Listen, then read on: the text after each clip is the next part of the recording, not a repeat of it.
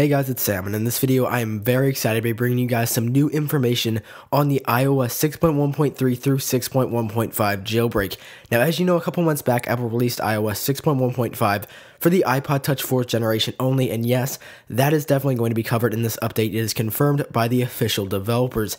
Now, with this new news that we have received, there is the classic good and bad aspects. So the good aspect, it works on all devices running iOS 6.1.3, 6.1.4, and 6.1.5, except for the Apple TV 3rd generation, so that is very good news there. However, the bad news is as follows. iHateSnow, one of the official developers of the 6.1.3 through 6.1.5 jailbreak, posted a YouTube video showing this unthreaded jailbreak, or untethered jailbreak, might I add, on his iPod Touch 5th generation running 6.1.3. Now, as you can see here, he shows in Cydia that yes, he's officially on 6.1.3 using Cydia, and it works. He even pulls up one of his tweaks and restarts his device just to prove it even further that yes, it is untethered. But in the description, he says, why is this not public yet? Some of the vulnerabilities that were used to make this possible are still available in iOS 7. So now that you guys have heard the official statement, I'm going to go ahead and break it down for you and let you know what it means for the entire jailbreak community as a whole. So I'm going to start with the iOS 6 jailbreak that is upcoming.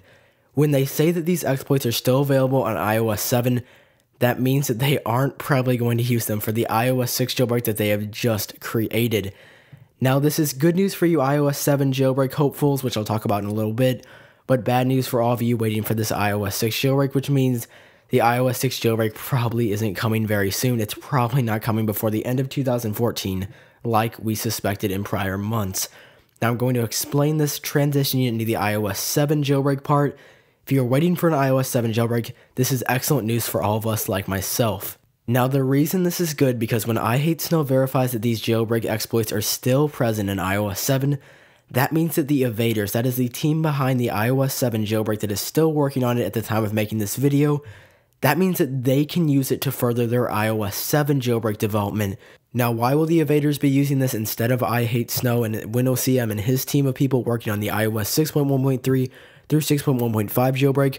This is because the iOS 7 jailbreak is available to a much wider range of people, and it is also the latest and greatest software from Apple themselves. So people want to jailbreak the latest firmware that's available on their newest devices. Now, iOS 6 isn't available on devices like the iPhone 5S and the iPad Air and the iPad mini with Retina display. So people want to jailbreak these devices, and the iOS 6 jailbreak coming out first isn't very logical for these new devices. Now, once again, I am not saying that this 6.1.3 through 6.1.5 jailbreak is never coming. That's the opposite. That's exactly the opposite of what I'm saying.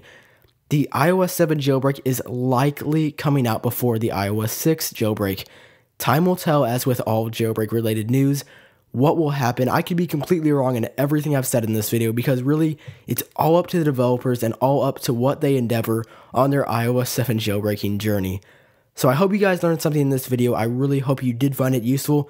If you did, make sure you click that like button. I would greatly appreciate it. And if you're interested in more iOS jailbreak news, make sure you hit that subscribe button because then you'll be notified when I upload more news like this and anything iOS related. So once again, I thank you for watching this video, and I'll see you guys later.